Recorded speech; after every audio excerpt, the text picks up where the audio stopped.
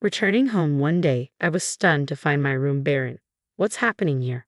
I exclaimed. Behind me, my sister-in-law's voice cut through the silence, filled with a sense of victory. "You, a childless, unproductive woman, are nothing but an obstacle in my path. Leave." Her words dripped with malice as she attempted to usurp my parents' home. The notion was absurd. After all, I was single. "I'll unravel your devious plan," I vowed. My name is Catherine, a 40-year-old office worker navigating life's twists and turns. Though I've encountered potential partners, circumstances led me down the path of singlehood. Despite occasional bouts of loneliness, I've made peace with it. Marriage isn't the be-all and end-all. Besides, there's the responsibility of caring for my parents. With my older brother living afar, I took it upon myself to support our aging mother after her father's passing. Now, it's just the two of us, relishing the tranquility of our days together. Despite my mother's sharp mind, a year ago she suffered a leg injury, leaving her disabled. Now reliant on a cane, car, or wheelchair for mobility, she struggles even within the confines of our home, requiring constant care. Fortunately, being single and able to reside with her, I've been able to meet her needs. Were I married and living elsewhere or far away, the situation would be far more challenging. So I suppose my single status has its advantages. Yet while I've found contentment in my life, there's one who's discontented: my sister-in-law. Much younger than me, she married my older brother, making her, despite her status, my junior. They live distantly but return for holidays like Christmas and summer vacations. Whenever my brother's family visits, my sister-in-law seems to reserve her harshest words for me. This past Christmas was no exception. As they arrived, she wasted no time in whispering in my ear, "Still living off your parents, Catherine." Shocked, I retorted, "I'm not mooching off anyone. Just because I'm single and living at home at 40 doesn't make me a parasite." She scoffed. "Oh, really? Well, I'm raising 3 children. Can you even comprehend the responsibility? What's your point? The state's population is declining, isn't it? Our family is doing its part to reverse that trend. Singles like you are the problem," she sneered. "Do you take pleasure in population decline? Is life even worth it if you're single forever?" Her words stung. They struck a chord deep within me. Despite being single for various reasons, there was once a man I hoped to marry, but there were complications with my health.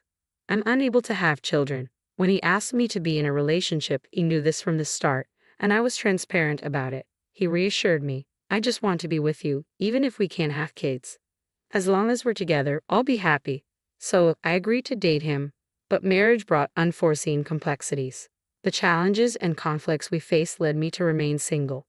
My sister-in-law's hurtful words left me speechless, yet she had the audacity to exploit me financially.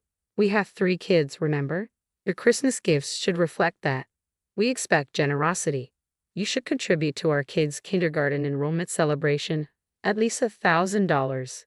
You're not strapped for cash, auntie, so don't act like it. Don't you want to give our kids a good education? I'll let you help raise them, so pitch in for their extracurricular activities." It's as if she believes using the kids as leverage will justify her demands for more money. I don't mind giving gifts for special occasions, but I fail to comprehend why I have to endure her disapproving sighs as she inspects the cash in the envelope right then and there. Then why am I expected to foot the bill for their extracurricular activities? When I mention it to my mom or brother, they react with disbelief, unable to fathom such audacity from my sister-in-law because they've never witnessed it. That's the thing. Behavior only surfaces when we're alone. She's quite cunning. During the recent New Year's holiday, she wasted no time opening the gifts I gave to my nephew and niece while my brother stepped out briefly to assist my mom. With a disdainful tone, she remarked, "Is this all? Your gift is quite meager. How destitute are you, you tightwad?" It's yet another instance that my mom and brother struggle to believe. I've contemplated recording her behavior, but the potential fallout on family dynamics holds me back. I can't risk damaging relationships. After all, my mom cherishes her 3 grandkids dearly. If my grievances lead to my sister-in-law avoiding visits, it would deprive my mom of precious time with her grandchildren.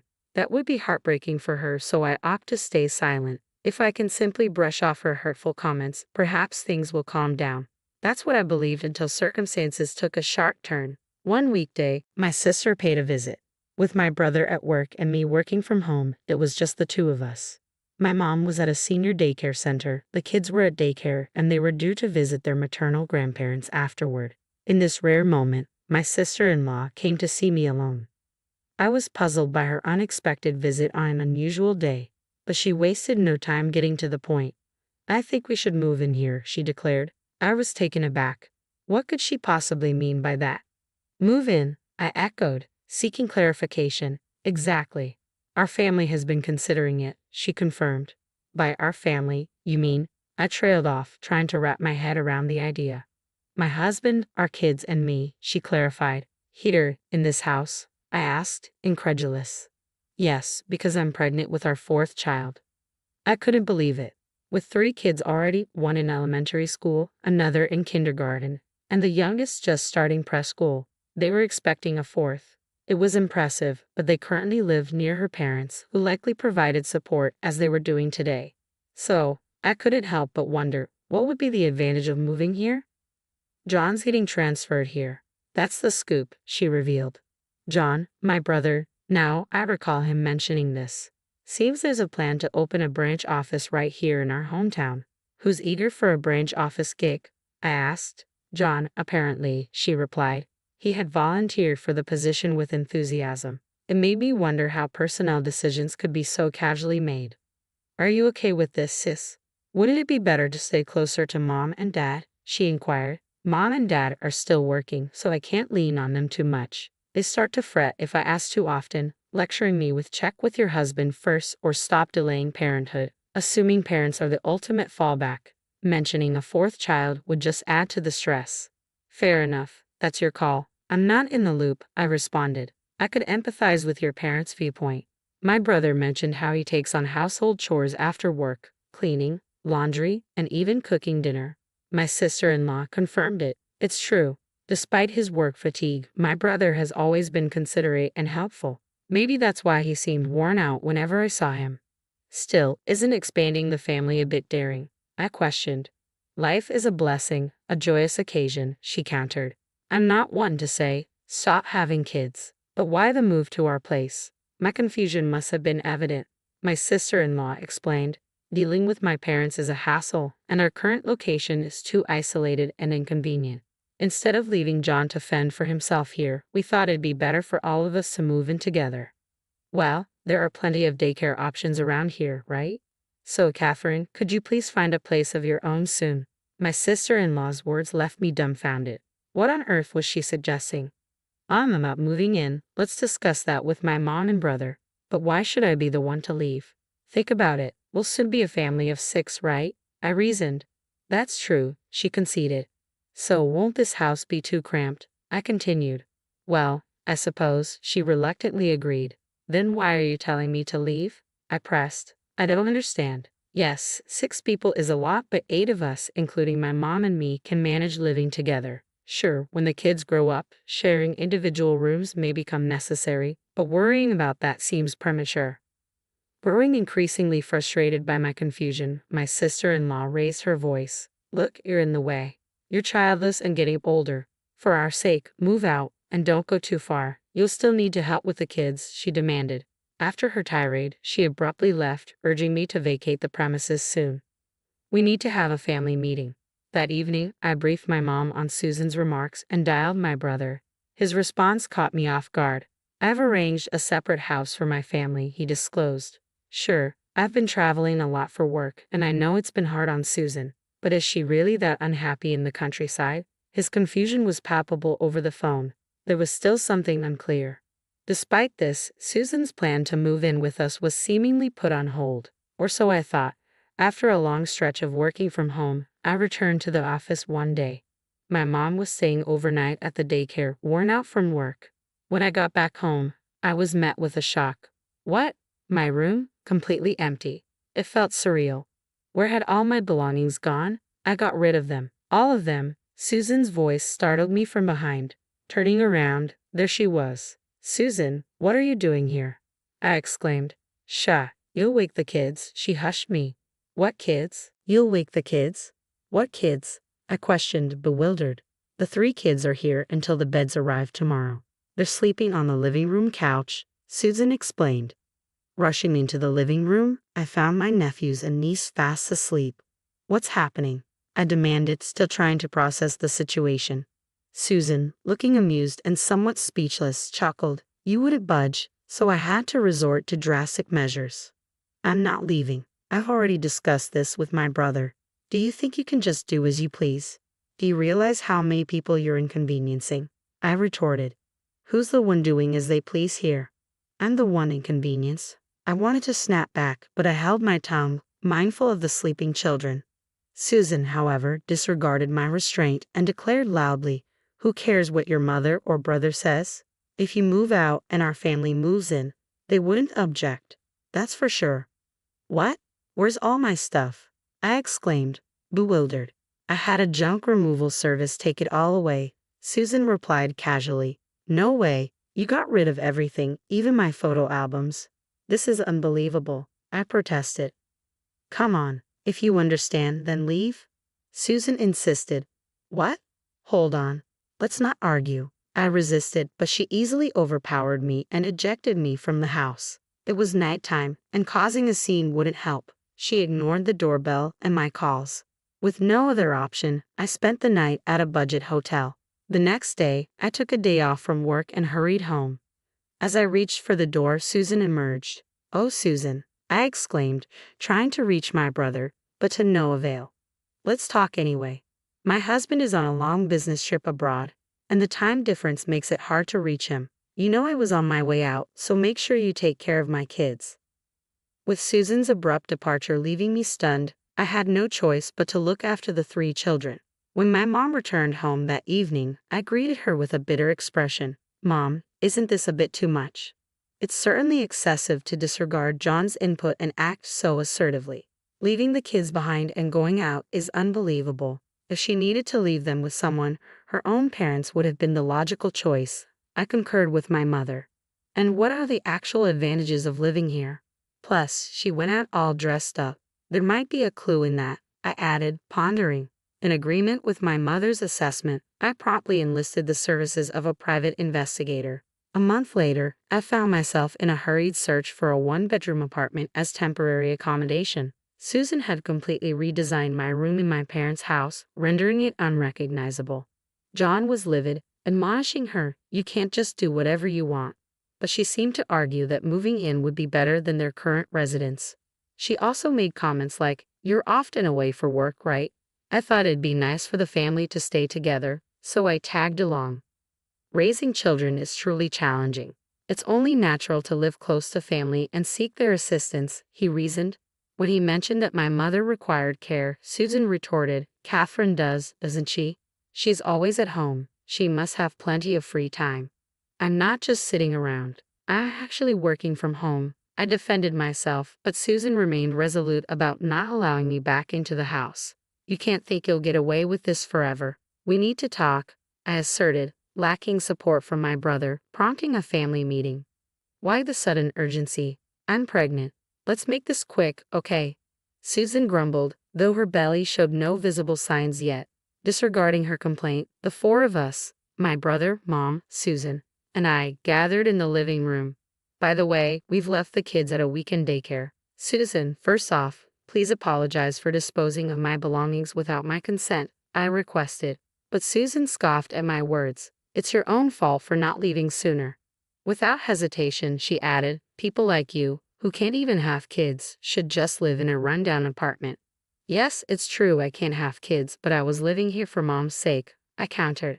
But your mother-in-law would enjoy living with her grandkids more than with you, Susan asserted, glancing at my mom. Mom replied diplomatically, living with my grandkids would certainly bring me joy. However, Susan cut her off with a triumphant smirk. See, it's more meaningful for us to live together than with an unproductive person like you. Ignoring Susan's taunt, Mom continued, if they were my real grandchildren. Ha! Susan was bewildered, not grasping my mom's implication. Suddenly, my brother produced a large envelope. What's this? I asked. The findings of your affair investigation, my brother revealed calmly. Ha! Susan looked surprised, staring at my brother, who continued unfazed. You didn't think we'd find out, did you? What are you talking about? I never cheated on you. Susan protested. Really? So these pictures are all fake, then? My brother retorted, spreading several photos on the table. Among them. Wait, no, Susan exclaimed, recognizing herself in compromising situations with another man.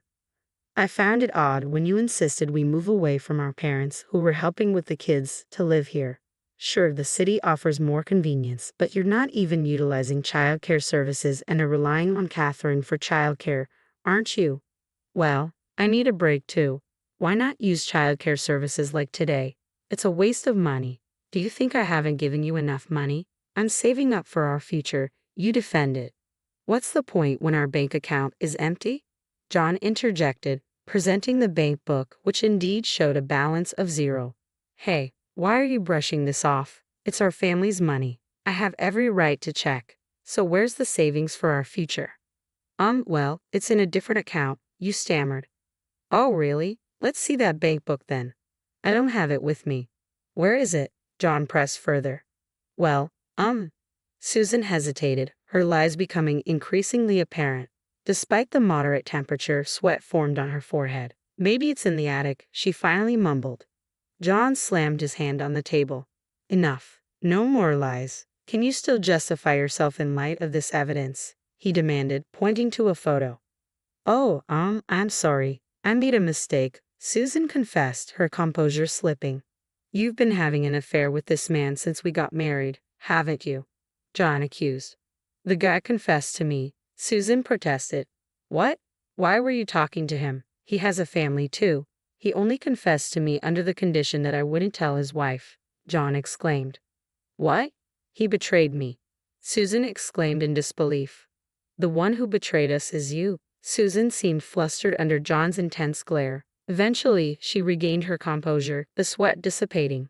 Well, I regret the affair. It won't happen again, I promise. But I think it's best not to divorce. It's not good for the kids to be without their mother, and besides, I'm carrying a new life.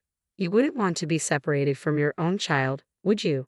Turning to me, Susan continued, you can't expect grandchildren from a childless daughter. And if I take the kids and leave after the divorce, you'll never see your grandkids again. Is that what you want, mother-in-law? She laughed triumphantly at our silence. See? Exactly. Useless old woman, just a nuisance. It's only natural for her to leave. Susan stumped around, visibly agitated. Then, unexpectedly, my mother spoke up calmly. Well, you who are completely unproductive to me should also leave with your child. Huh? Susan's smile faltered as she looked at my mother in confusion. John then handed her a document. What's this? She asked, puzzled. Huh? DNA test results. Negative. Susan exclaimed in disbelief. What is this? She demanded. It's the result of a DNA test between me and the kids. When did you? John began. That's none of your business. Anyway, the results speak for themselves. None of them are mine. And here are the results confirming your affair, meaning they are indeed your kids, John interrupted, handing her the document. What?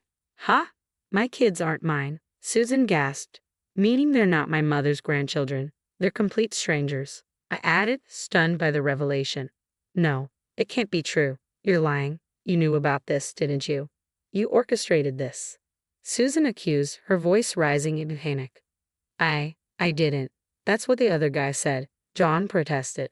You told him it's sad that our children can't live together as a family, I interjected, shocked by the revelation. Susan looked as though she might faint any moment, her face drained of color. Then my mom delivered the final blow. So, you're a burden because you can't bear my son's children. Please pack up and leave with the kids and hurry. What? Are you going to throw us out onto the street? These young kids, you monster. Susan cried out, attempting to garner sympathy. The real monster is you. Another voice boomed through the room, causing Susan to whirl around, eyes wide with shock. Dad, why are you here? And Mom too. Standing before us were Susan's actual parents. They've agreed to take all the children once I explain the situation, my dad explained. You foolish daughter. Can there be anything more shameful for a parent to hear? Susan's father's stern words caused her face to pale even further as she sobbed. John, Catherine, I apologize deeply for my daughter's foolishness. We will make sure she faces the consequences, Susan's mother added. Consequences? Hold on, I can't afford that. Susan protested. Will you cover for me, Dad? She pleaded.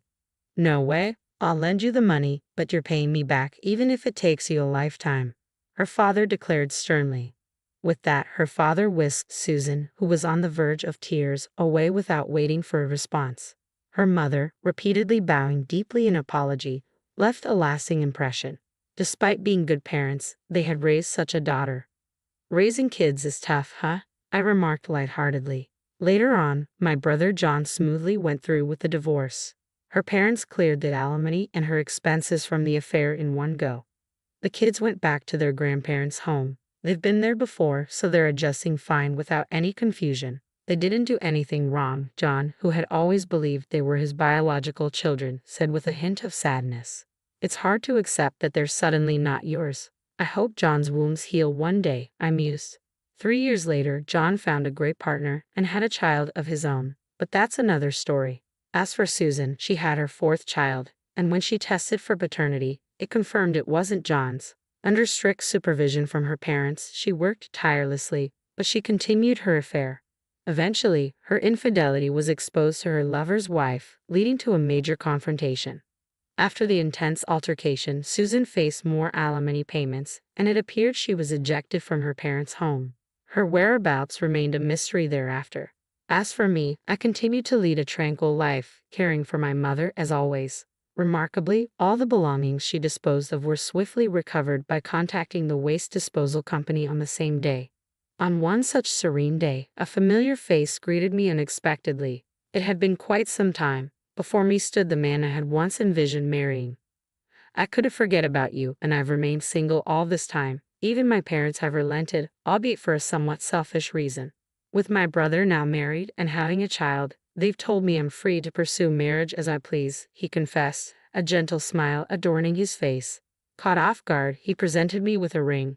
It may be belated, but I can't imagine being with anyone else. I want to support you in caring for your mother. So will you marry me? Overwhelmed, tears welled up in my eyes. Without hesitation, I embraced him tightly, his tender smile offering reassurance.